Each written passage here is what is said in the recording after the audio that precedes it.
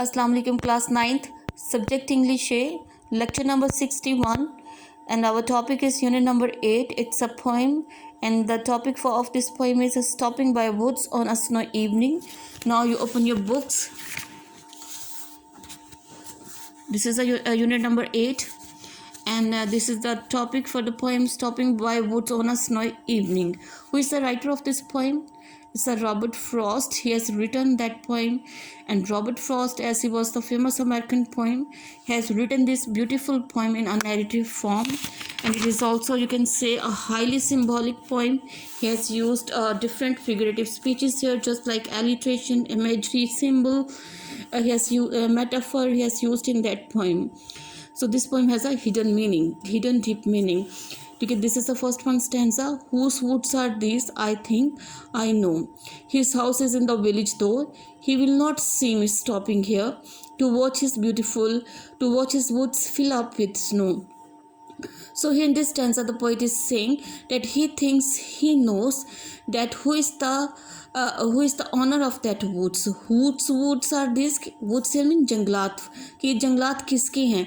The poet is saying here that he thinks he knows that whose woods are there, these, or who is the owner of that woods. And then he thinks that the owner of the woods, his house in the village, as there is no any farmhouse, so his house is in the village. He lives in the nearby village.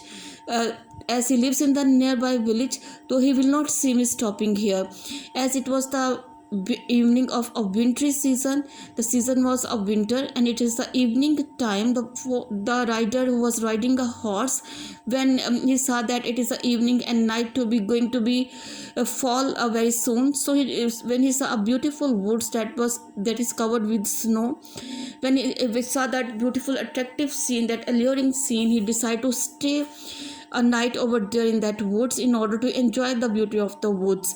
So when he stops there near the woods and he looks around, he found no any farmhouse nearby. So he thinks that he knows who's the owner of the woods, and he is not at this time he's not present here in the woods, so he cannot see me while stopping over there in the woods while spending the night and in order to watch the woods that are covered with snow, in order to enjoy the beautiful attractive scene and luring scene of that woods.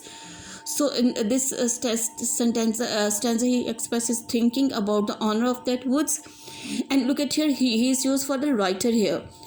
Writer के लिए ही use हुआ है. So what is he represent? He is the representative and the writer is the representative of the human race. It is a symbol. Rider is a symbol of what? He is the symbol of the human race. And look at here, whose woods. When the whose woods here mean the repetition, when the repetition of the same consonant sounds is used in the words that are written closely together, then it means that here the alliteration is used. The repetition of the same consonant words, whose woods. This is the repetition of the consonant sounds of these two words which are written closely to each other. So it means the alliteration is also used here. So look at the farmhouse, it shows the imagery. So different figurative speeches the poet has used here in order to explain the meanings to the reader.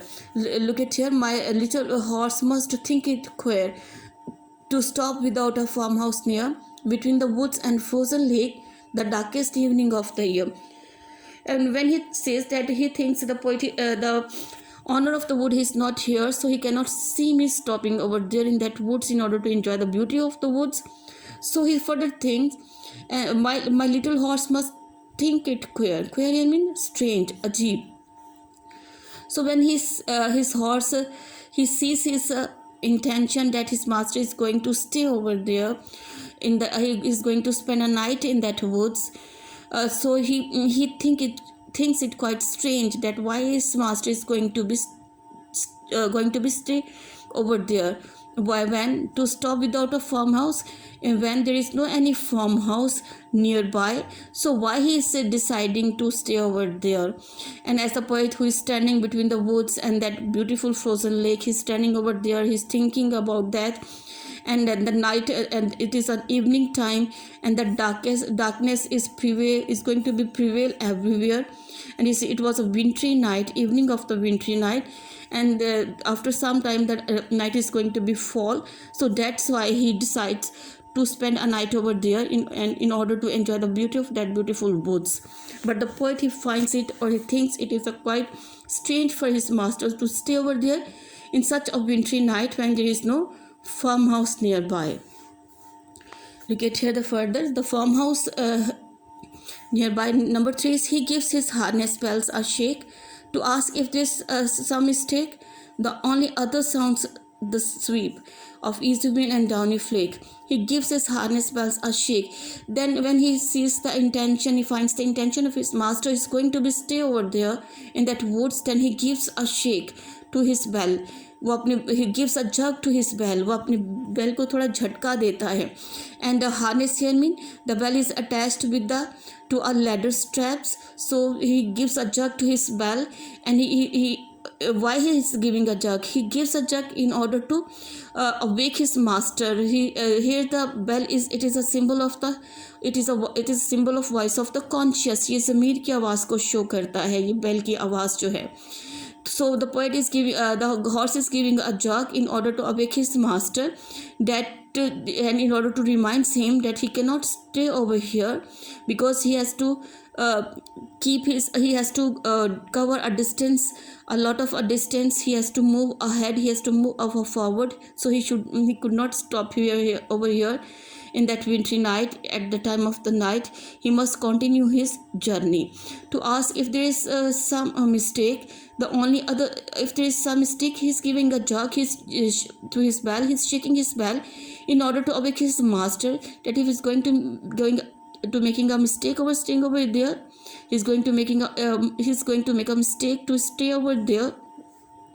The only other sounds sweep, as there was a darkness everywhere. The darkness prevails everywhere, and there was nobody around the rider and the horse, and there was nobody around that you can say the woods. So the only sound that the poet can hear, that is the sound of a sweep of easy wind. Sweep of easy wind, the blowing of the wind. He can hear the sound of blowing of the wind, and also he can hear the voice of the downy flakes. I mean downy flake, a soft snow. It is called a downy flake. So the only voices that he can hear, that was the voice of the blowing of the soft wind, and that the voice of the falling of the soft snow he can hear. It shows that the poet and the writer, they were alone there, and nobody was around them. So the poet thinks that it is quite strange for his master, who decides to stay over there instead of continue his journey. So easy winds and downy flakes, these two words, downy flakes and easy winds, these are the symbols of that. It shows, or these are the representative, you can say, of the worldly aspects of the this shows the attraction of the worldly aspects, you can say. The woods are lovely, dark and deep, but I have promises to keep, miles to go before I sleep, and miles to go before I sleep. This is a very important stanza. And here the poet is saying here, the woods are lovely, dark and deep. The poet think that he has decided to stay over there because the wood that are looking very beautiful to him, that are very charming, it gives a very alluring feelings to him. So he did, and the woods, they were very deep, you can say very thick, and the darkness prevails everywhere. So there is a beautiful sounds of the falling of the soft snow and the blowing of the you can say of the wind. So in that beautiful, enchanting and charming and exciting scene, it allures too much to him, attracts too much to him, that it compels these all aspects compel him to stay over there in order to enjoy that beautiful aspects or the scene of the nature. But I have promises to keep. But the bell of the jerk of the bell, or shaking of the harness bell of the horse, it reminds him to his promises, that he has many promises here mean duties, different duties that he has to perform while living in this world. And it is also a symbol of, you can say it is a symbol of, you can say sleep. Sleep is a symbol of death.